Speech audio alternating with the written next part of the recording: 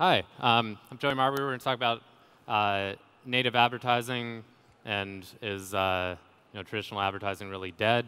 Hoping to kind of broaden that a little bit with my two panelists that are joining me. I'll let them introduce themselves real quick, and then we'll get rolling. So you want to start, Melissa? Sure. Hi, I'm Melissa Rosenthal. I formerly worked at BuzzFeed for 6 years, where I started the native advertising team. That consisted of pretty much all of the custom brand integrations, executions that we were doing. And we decided to go into native advertising pretty early on when we decided that we didn't want banner ads or things that really disrupted our users on site. We wanted to make the experience just as good as it would have been if you wanted to come to any sort of editorial article. So we decided to really make our advertising about storytelling with brands, in partnership with brands. And I recently just left BuzzFeed for a new company called Cheddar, which is a live Facebook show based on news, tech, culture, geared towards millennials. Cool. Hey everybody, I'm Sebastian Tomich. I'm the SVP of Advertising at the New York Times. So I started T-Brand Studio 3 years ago. It's essentially a creative agency inside the New York Times. I was at Forbes for 7 years before that, ran our New York office, did some branded content work, but primarily just distributing other marketers' content. When we got to the New York Times, just seemed like a golden opportunity to take advantage of the creative power of the brand, but give that to our clients. So we started the team 3 years ago. It's now 100 people. It'll be in 3 continents by the end of this year.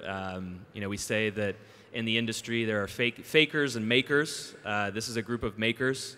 We don't outsource our work. We do everything from make virtual reality films to building paper-mache skyscrapers in Times Square, all the way to writing sponsored posts on the Times. Cool, great. So we'll start kind of with a broad question. So really what's most exciting to both of you and really, I guess, all of media and advertising, not just native, but conversely, what's also like really scary to you right now? What's keeping you up at night? In general? In general, anything. I'll say the scariest and the most exciting thing is ad blocking to me. Everybody talks a lot in the industry about how bad ad blocking is, and on one side, I don't think that anybody should get a free pass. We spend a lot of money making this journalism. We need people to pay for it. But on the other side, this industry wasn't going to fix itself on its own. We were heading into this downward spiral where every year agencies and brands were approaching us saying they want 20% off. And the only way you can do that is either grow your traffic by writing a bunch of clickbait and social, or you jam more ads on pages. And it's gotten to the point where some of the web is just borderline unreadable. So we're heading into this era now where display advertising is under attack, and it's really hurting our revenue, but at the same time, I think it's going to give birth to just a whole kind of better era of advertising. Sebastian, can I actually ask you a question about that? Yes. If you write an article for a brand and it's viral, right? It's going crazy in your Facebook feed. Why do you still have to worry about ad blocking? If people are sharing that organically and they're able to see that article and click through, it shouldn't be a concern. We don't have to worry about it then. Right. So that's why. Yes, great pitch for native advertising. It's very true. If people love the content they're reading, regardless if it's from a brand or a publisher, and it begins to scale through social sharing, ad blocking doesn't even play a role in that. So it's a chance that all of digital advertising will be content-based. My gut is that's probably not going to happen just because of the resources involved, but there's a chance. So yes. It's a good segue to you. I mean, with BuzzFeed, you don't have to worry as much, I guess, about ad blocking. So what are some of the kind of technologies that you're using to power your native advertising, tell stories? I mean, do you leverage all the tools that BuzzFeed has, or do you create some of your own? Like, what's the secret sauce? Yeah, I mean, BuzzFeed was creating a lot of their own technology internally. It was also constant optimization to make sure that we didn't have the ad blocking issue. The goal was to make content that was shared and really gained a ton of traction. Another big part of where we were pivoting with advertising at BuzzFeed was Tasty and a lot of our in-house franchises that we had built. So I don't know if any of you have seen Tasty videos in your news feed, but essentially they're white label BuzzFeed videos that are like 30-second recipes filmed from the top down with an iPhone in fast motion. And essentially it became a mini version of BuzzFeed. It's its own brand now. And we were moving towards integrating a lot of our Tasty offerings and our franchise offerings into our advertising packages, because then we don't have to worry about it at all.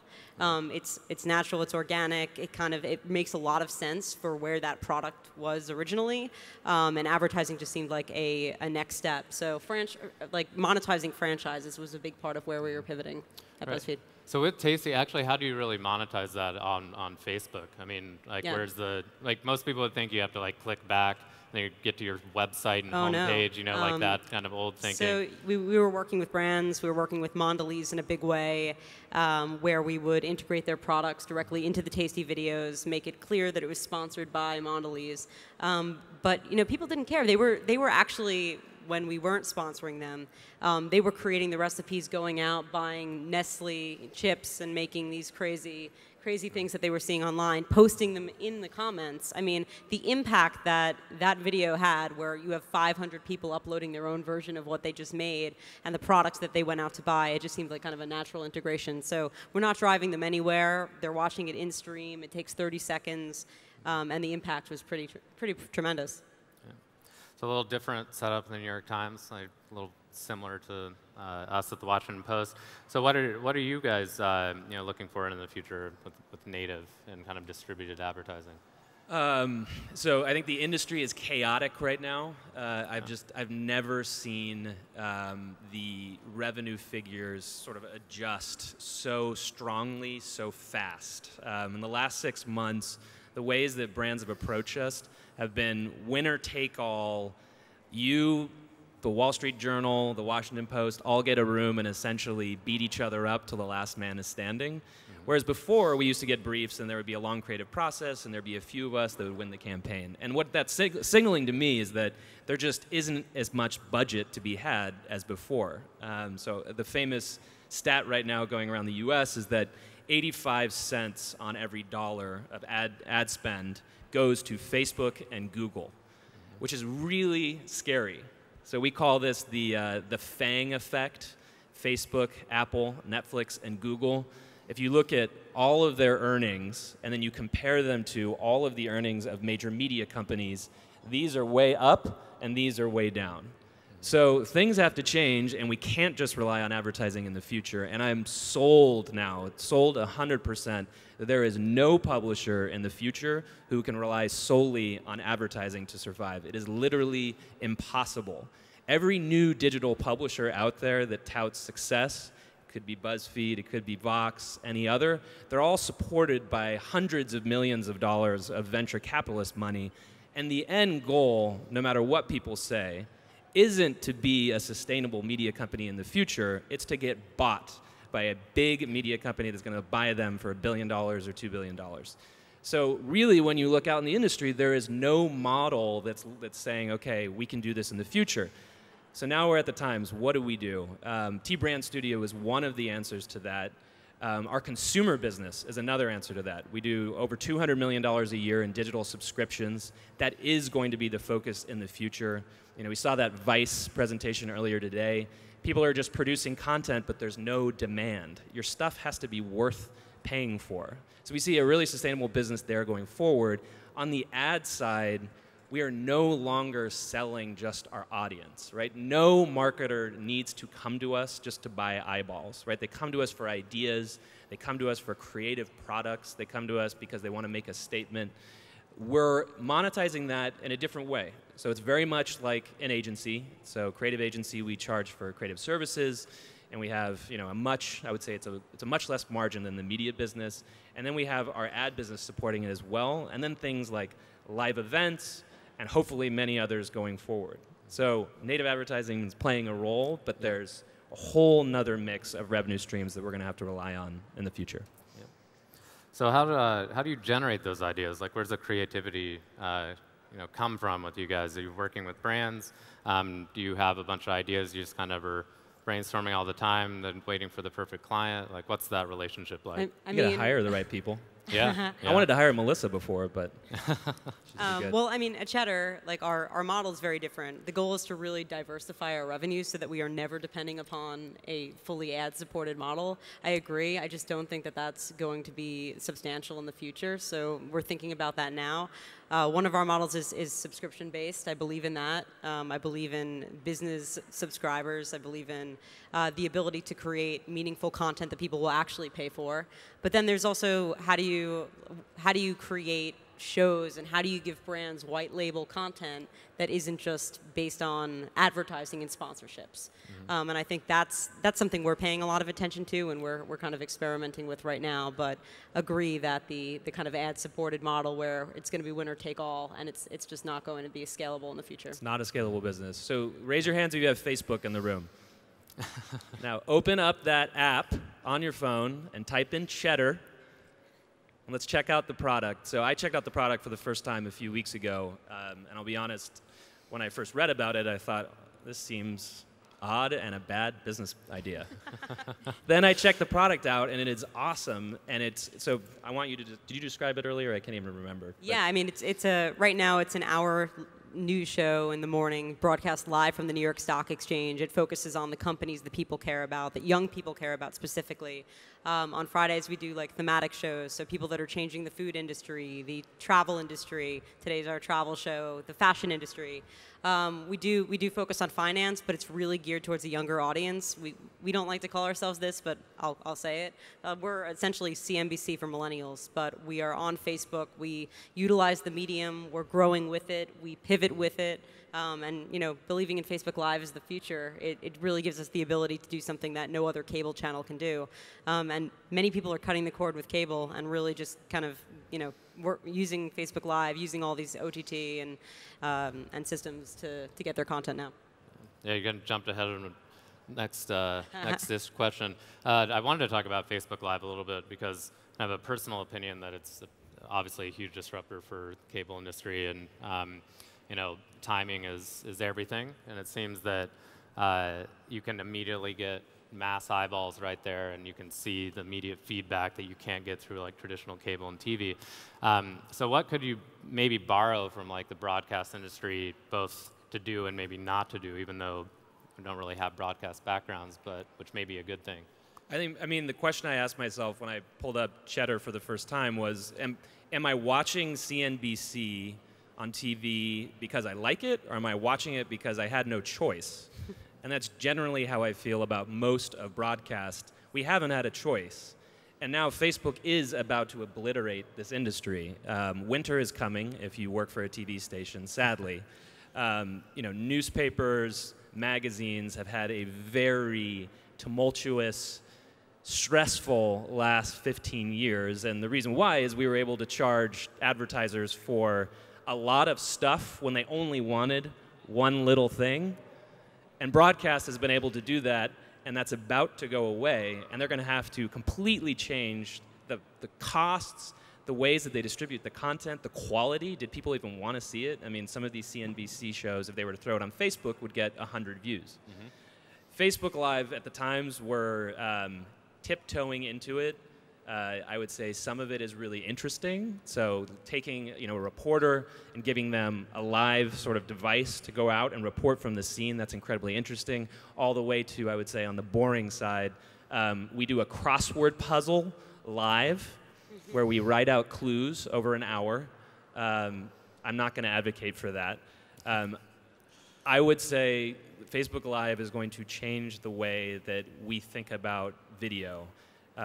Both how we monetize it and how we produce it. But I think Facebook broadly is just changing the way we do business as a media company across everything we do. Well, and you can't, in the monetization within Facebook Live, completely, upset the system, I guess. You can't splice into a commercial, which isn't maybe the best experience. Then you can do, product placement. You can maybe have some marketing person standing to the side that you pivot the phone to. But how do you really make it work? I mean, right now we're pretty blatant with our advertisements. So we just signed a deal with Soylent, our first sponsor, or second sponsor. And I mean, you know, we integrate it into the show in a funny and obvious way. Like, we will call it out and just say, our sponsor is Soylent. Like, we fucking love Soylent. Yep. I mean, and like, it's true. I mean, we're going to work with clients and companies that we want to be working with, that our audience is interested in, and right now we have the luxury of doing that because we're not so heavily depending upon the ad model, where in any other circumstance, it's take as much money as you can get because the pie is getting smaller. And I think with Live and with this new model, you have a little bit more choice and a way to actually get the immediate feedback from your users on what's working and what's not working. And so you're delivering your content on Facebook's platform, which is clearly your model. But with the New York Times, you'd probably love to be able to have that also in your products you completely control. So how do you kind of work with everyone internally on what you're going to do on Facebook Live versus, say, ads on the homepage? So Facebook or live video on the New York Times site. I mean, I think regardless of if it's Facebook Live, there's a constant tension at every publisher, this is not just the New York Times, about how you work with these platforms. The Times, because we have a subscription business, we have to maintain our destination. The subscription business doesn't apply when you go onto Facebook. So we try to keep as many premium experiences as we can solely on the New York Times. But there's also incredible value to be had in the distributed business, which is where you get most of the scale. So we look at Facebook Live as a way for us to scale new audiences. The business models are a little different. I can't speak to them directly. I'll just say broadly what I'm seeing with Facebook and some of the other platforms is a whole nother revenue stream of the platforms paying content providers to experiment. I think that's a whole new wave for media companies. If you think about it, broadcast was a consumer business and an ad business. We've never really had consumer businesses on Facebook. Obviously, Cheddar is one of them. I do think the most interesting thing that hasn't happened yet, but I really think it's going to cause waves, is Facebook will come out with its own TV show at some point. And when they do, that's going to throw everything into controversy because they are a sort of agnostic provider of information, but they stand a lot to gain from creating their own content. And it is going to happen. They've hired heads of entertainment, and I'm waiting for that first TV show to pop up in my stream. Yeah. So we're only got a couple minutes left, so kind of final question. What do you really think maybe is the most exciting thing coming for advertising that you're wanting to take advantage of, either platforms, new technologies? Is it Snapchat? What's the big thing we should all be paying attention to, I suppose? I mean, I don't know how long it will take for this to be a consumer product, but I am really excited about VR and what that experience can be for consumers. I mean, I've tried out some brand integrations with Oculus, and they're pretty fantastic. I think immersing yourself in an experience that actually changes the way you think and the way you perceive things can really be amazing. I don't know, like how far in the immediate future that will actually be a viable ad product, but it's something that I've been excited about since I first tried it, and I think for brands it could be extremely valuable. Yeah, cool. Yes, we love VR at the Times. We're pushing full force ahead. In terms of advertising in VR, I tried a demo recently where if you look down, you would see an ad. It's kind of like surprises you, and I didn't really know how I felt about that. I think VR is exciting. I think AR, I hate to be dropping these media kind of buzzwords, but I am really excited by AR, just the idea of mixing the physical and digital world together. VR, the problem is I get dizzy every single time when I watch one of these videos. AR, if I'm seeing a hologram pop up, and the technology is there. I mean, Microsoft HoloLens has just come out. We have Magic Leap 2 years away. It's going to be big changes in the industry. But I do think, unfortunately, that we're heading to the end of humanity. Sadly, when the virtual world becomes better than the physical world and we're all having sex with video games, that's kind of it for us. Yep. Awesome. Well, I think we've got just a few seconds left. I think we might have questions afterwards. But thank you very much. Thanks for coming. Sweet.